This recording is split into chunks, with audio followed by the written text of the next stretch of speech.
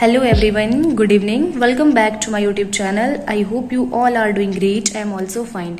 So today's topic about insufflation. Insufflation are the medicated dusting powders meant for introduction into the body cavities. जो insufflation होता है वो आपका powder form में available होता है और इसका जो यूज़ किया जाता है वो बॉडी कैविटीज़ में यूज़ किया जाता है.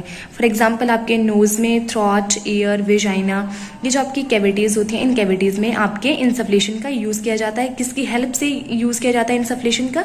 वो किया जाता है इंसफ्लेटर. जो एपरेटस है इंसफ्लेटर, उसकी हेल्प से हम क्या करेंगे, उस पाउडर का यूज़ करेंगे. कहाँ करेंगे? आपकी कैविटीज़ में. Okay. It sprays the powder into the stream of finally divided particles all over the site of applications. ये जो पार्टिकल्स होते हैं पाउडर के, ये इतने फाइन पार्टिकल्स होते हैं, ये होने भी बिल्कुल फाइन पार्टिकल्स चाहिए ताकि ये आपके साइट ऑफ एक्शन पर जाकर के क्या हो जाए, अच्छे से स्प्रेड हो जाए. अगर अब हम बात करें कि जो इंसफ्लेटर का जब आप यूज़ करते हैं तो इंसफ्लेटर के यूज़ के दौरान क्या क्या डिफ़िकल्टीज आ सकती हैं. सो चलो मैं आपको बताती हूँ. Following difficulties are however generally faced while using the insufflator. जब हम इंसफ्लेटर का यूज करते हैं तो उस दौरान मतलब कौन कौन सी प्रॉब्लम्स, कौन कौन सी डिफिकल्टीज फेस करनी पड़ती हैं. It is difficult to obtain a measured quantity of the drug as a uniform dose. क्योंकि देखो ये पाउडर फॉर्म में अवेलेबल होता है, तो पाउडर फॉर्म में अवेलेबल होगा तो उस दौरान क्या होगा, जब हम इंसफ्लेटर का यूज करेंगे उस दौरान हम उसकी जो क्वांटिटी मेजर हम कर नहीं पाते, उसमें बहुत डिफिकल्टी होती है. और जैसे होता है ना कि जैसे अगर हम टैबलेट भी लेते हैं तो एक यूनिफॉर्म डोज होती है, वैसे एक यूनिफॉर्म डोज हमें मिल नहीं पाती है, उसको मेजर करना बहुत डिफिकल्ट हो जाता है. इट गेट्स ब्लॉक्ड, ये ब्लॉक कर देता है when it is slightly wet. अगर देखो अगर थोड़ा सा भी वो स्लाइटली भी वेट हो गया तो भी वो क्या करेगा, ब्लॉक कर देगा. जहां से इंसफ्लेटर होता है ना, उसकी जो पाइप जैसी होती है उसको क्या करेगा, वो उसको ब्लॉक कर देगा वो. और the powder used it wet, अगर वो पाउडर थोड़ा सा भी वेट होगा उस टाइम भी वो ब्लॉक हो जाएगा. इंसफ्लेशन, जो इंसफ्लेशन होता है, should be in finally divided powder so that a stream of fine particles of medicament get applied to the site of application.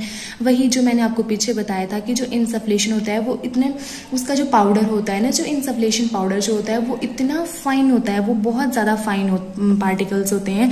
अगर वो फाइन नहीं होंगे तो वो क्या होंगे, वो साइट ऑफ एप्लीकेशन पर जाके अच्छे से स्प्रेड नहीं हो पाएंगे और वो अपना एक्शन शो नहीं कर पाएंगे. बट क्या होता है कि उसका जो पाउडर होता है वो बहुत फाइन पाउडर होता है, जो क्या होता है इजीली क्या अपनी साइट ऑफ एक्शन पर जाकर के अपना एक्शन शो करता है. बट अगर आज के टाइम में देखा जाए, नाउअडेज जो इंसफ्लेशन की जगह जो हमें कौन सी फॉर्म में जो मिल रहा है वो मिल रहा है, हम नाउअडेज जो इंसफ्लेशन आर अवेलेबल, जो इंसफ्लेशन है nowadays, the insufflation are available in the form of pressure aerosol. Pressure aerosol की फॉर्म में अब हमें जो इंसफ्लेशन है वो अवेलेबल है. These are use for the administration of potent drug. Potent drug method has the advantages of excellent control of dose through metered valve. This method has the, ये जो मेथड है इसके एक एडवांटेज है. क्या एडवांटेज है कि अपना एक वेल्व लगे होते हैं, जो आपका प्रेशर एरोसोल है उसमें मीटर्ड वेल्व लगे हुए हैं जो उस डोज को कंट्रोल करेगा. ये एक बहुत बड़ा एडवांटेज है आपके प्रेशर एरोसोल का.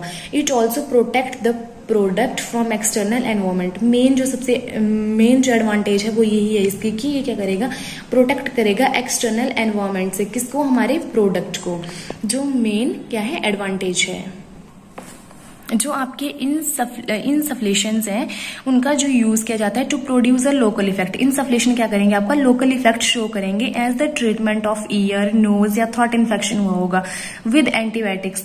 उसको एंटीबायोटिक्स के साथ, देखो अगर आप इंसफ्लेशन का यूज कर रहे हो अगर पाउडर फॉर्म में, ठीक है, तो वो क्या करेगा, अपना एक लोकल इफेक्ट शो करेगा. जैसे आप ईयर मतलब कैविटीज में उसको यूज करेंगे, ईयर हो गया, नोज हो गया, थ्रॉट इन्फेक्शन के लिए, ठीक है.